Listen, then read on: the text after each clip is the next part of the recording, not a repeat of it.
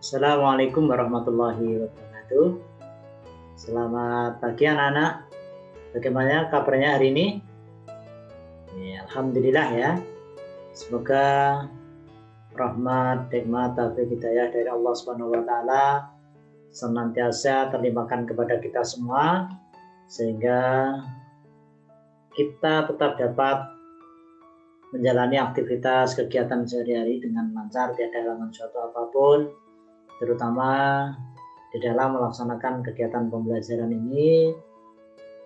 Semoga selalu diberi kelancaran meskipun sampai hari ini belajar kita masih belajar jarak jauh atau daring atau online. Saya harapkan, Ustadz harapkan kalian tetap semangat belajar, tidak boleh bosan, tidak boleh ngambek ya. Apalagi tidak mau belajar, tidak mau menulis, tidak mau membaca buku. Karena apa? Karena kalian sudah kelas 5. Karena kalian tidak disiplin, tidak bersemangat, ini yang rugi adalah kalian sendiri. Karena apa? Ya. Karena kalian akan ketinggalan pelajaran, ketinggalan informasi, ketinggalan ilmu pengetahuan. Nah, karena apa anak-anak? Sampai saat ini situasi dan kondisi belum memungkinkan untuk pembelajaran dengan tatap muka. Satu-satunya yang bisa kita laksanakan adalah ya pembelajaran online seperti ini.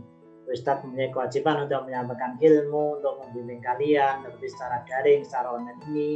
Kemudian kalian tetap semangat, tetap disiplin dalam mengikuti pembelajaran dan mengerjakan tugas, sehingga apa? Sehingga ilmu yang disampaikan Ustadz bisa kamu pahami, bisa kamu mengerti, kemudian ketika ada ujian kompetensi atau apapun, kalian mampu untuk memecahkannya. Nah, semoga ini menjadi pengalaman yang sangat berharga di dalam hidup kita, gitu, bahwa kita pernah melaksanakan pembelajaran online selama berbulan-bulan karena adanya pandemi COVID-19 ini. Dan yang perlu kalian ingat, ini bukan hanya kita, bukan hanya kalian ya yang mengalami hal semacam ini, tetapi hampir seluruh anak di belahan bumi ini, tidak hanya di Winong, tidak hanya di Ponorogo, di Indonesia, tapi di hampir seluruh belahan dunia ini mengalami yang namanya pembelajaran secara online atau secara daring seperti ini. Jadi jangan ada kata malas, jangan ada kata nggak mau, maunya sih tatap muka. Ini tidak akan menguntungkan bagi kita, bagi kalian. Karena apa? Kalau ini kita paksakan dengan tatap muka, ini risikonya sangat besar. Jadi sebisa mungkin kita menghindari apa yang namanya kerumunan atau tetap melaksanakan protokol kesehatan dengan ketat demi menjaga kebaikan bersama. Dan yang perlu diingat, kemarin sudah Ustadz sampaikan, belajar itu sumbernya dari apa saja bisa ya, apalagi zaman sekarang. Tidak harus dengan bertemu bertatap muka.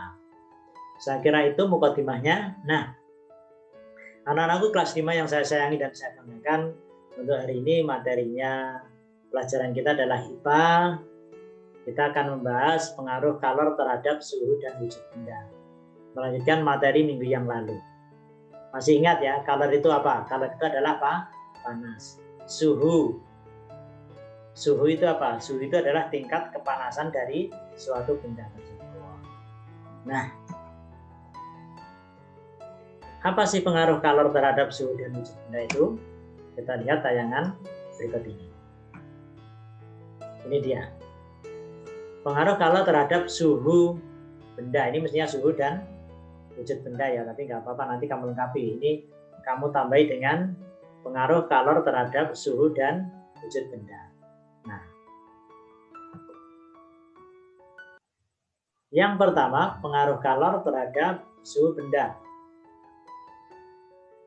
Dengan adanya kalor dapat mengubah suhu suatu benda. Dari dingin menjadi panas, atau mungkin dari panas menjadi dingin. Ini adalah pengaruh dari kalor. Kalau contohnya dari dingin menjadi panas adalah merebus air. lama-kelamaan akan menjadi panas dan mendidih, sehingga suhunya dari dingin menjadi panas. Ini bisa kamu amati ketika kamu merebus air atau ibu merebus air, itu kemudian setelah mendidih kan keluar gelembungnya, ini akan menjadi panas ya. Itu. Kemudian kalau yang suhunya dari panas jadi dingin, ini ketika air kita masukkan plastik, kemudian kita masukkan di air mendidih ya, kemudian lama-kelamaan dingin, kemudian kita masukkan di kulkas, lama-kelamaan kan menjadi dingin. Ini adalah kebalikannya. Sehingga yang pertama, pengaruh kalor terhadap suhu benda itu adalah dengan adanya kalor dapat mengubah suhu suatu benda. Kemudian yang kedua, pengaruh kalor terhadap wujud benda ini adalah dengan adanya kalor dapat merubah wujud suatu benda. Contohnya apa? Air yang dipanaskan lama-kelamaan kan berubah wujud jadi uap, air atau gas gitu. Kalau direbus lama-kelamaan akan mendidih, kemudian keluar gelembung-gelembungnya itu, dan gelembung-gelembung itu berubah menjadi gas atau uap air. Contoh yang lain misalkan lilin yang dipanaskan atau dibakar itu lama-kelamaan akan meleleh menjadi cair. Itu adalah pengaruh kalor terhadap wujud benda. Nah, secara konkretnya seperti apa perubahan wujud benda ini? Kita lihat di tayangan berikutnya. Nah, anak-anakku semua yang saya sayangi, perubahan wujud benda ini kita kelompokkan menjadi 6 macam. Yang pertama itu adalah menguap. Menguap itu adalah perubahan wujud benda dari cair menjadi gas atau uap. Contohnya tadi sudah, yaitu air yang dipanaskan terus, itu lama-lama akan keluar gelembung, gelembungnya menjadi uap air dan atau gas. Yang pertama. Kemudian perubahan wujud benda yang kedua itu adalah mengembun. Mengembun itu adalah perubahan wujud dari benda gas menjadi cair. Jadi dari gas menjadi cair. Contohnya apa? Tetesan embun pagi hari. Embun itu berasal dari awan yang ada di angkasa sana. Karena pengaruh suhu udara di sana panas karena sudah terkena sinar matahari, kemudian menetes ke bumi. Dan tetesan itu namanya adalah embun atau mengembun. Nah, anak-anak, kemudian yang ketiga, perubahan wujud benda itu adalah membeku. Apa itu membeku? Membeku itu adalah perubahan wujud benda dari cair menjadi padat. Jadi cair menjadi padat. Contohnya proses pembuatan es batu. Ya, air dimasukkan di dalam kulkas, di dalam freezer, lama-kelamaan akan membeku menjadi es batu. Itu adalah yang ketiga. Kemudian yang keempat, perubahan wujud benda yang keempat itu adalah mencair. Mencair itu adalah perubahan wujud benda dari padat menjadi cair. Nah, ini tulisannya cir ya, ini kamu tambahi A menjadi cair. Maaf Ustaz, terlalu tergesa-gesa sehingga menulisnya menjadi salah ya. Perubahan wujud benda dari padat menjadi cair. Contohnya apa? Tadi jelas seperti tadi, lilin yang dibakar atau dipanaskan, kemudian lama-kelamaan akan meleleh, kemudian menjadi cair. Nah, anak-anak, kemudian perubahan wujud benda yang kelima itu adalah menyublim. Menyublim itu adalah perubahan wujud benda dari padat menjadi gas. Benda padat menjadi gas atau menghilang. Contohnya apa? Penggunaan kapur barus di almari pakaian. Ya. Itu awal ditaruh itu masih utuh, dan lama-kelamaan akan menghilang menjadi uap atau menjadi gas. Kemudian yang terakhir itu adalah mengkristal. Mengkristal adalah perubahan wujud benda dari gas menjadi padat. Contohnya apa?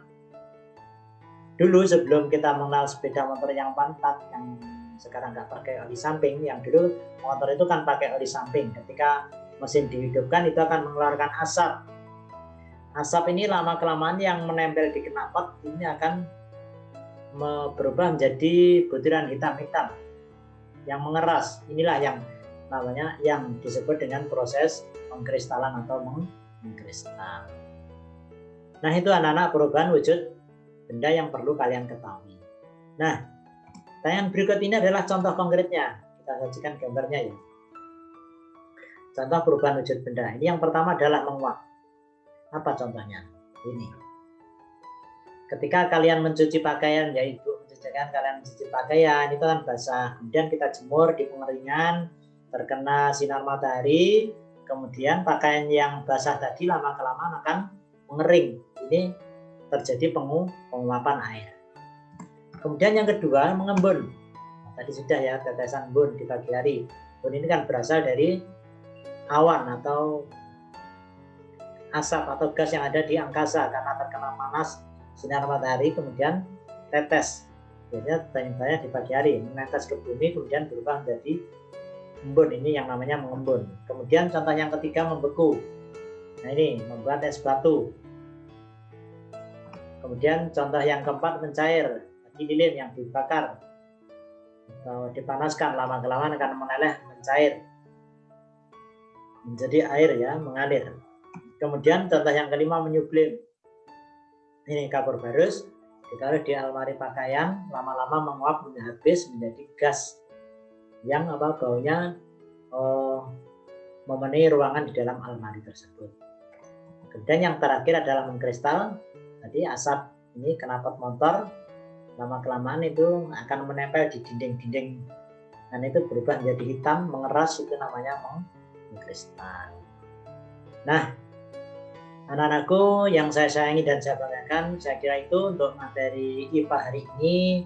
Silahkan materi ini kamu catat di buku tulismu sebagai tambahan materi pengayaan dari buku paket yang sudah kamu miliki, sehingga saling melengkapi antara buku dan materi dari Ustaz. Saya kira itu, semoga ini bisa kamu pahami, semoga bermanfaat, menambah wawasan kamu. Materinya nanti kita lanjutkan di minggu depan. Setelah kalian selesai menulis materi dari video ini, silahkan nanti mengerjakan pelatihan di ujian CBT Learning Madrasah ya. Oke. Jadi kalian kerjakan tepat waktu sehingga kalian bisa memahami, kemudian hasilnya bisa maksimal. Saya kira itu pertemuan hari ini. Mari kita tutup bersama dengan bacaan hamdalah. Alhamdulillahirrahmanirrahim. Terima kasih Ustadz sampaikan atas atensinya. Mohon maaf atas kekurangannya. Billahi taufiq wal hidayah. Wassalamualaikum warahmatullahi wabarakatuh.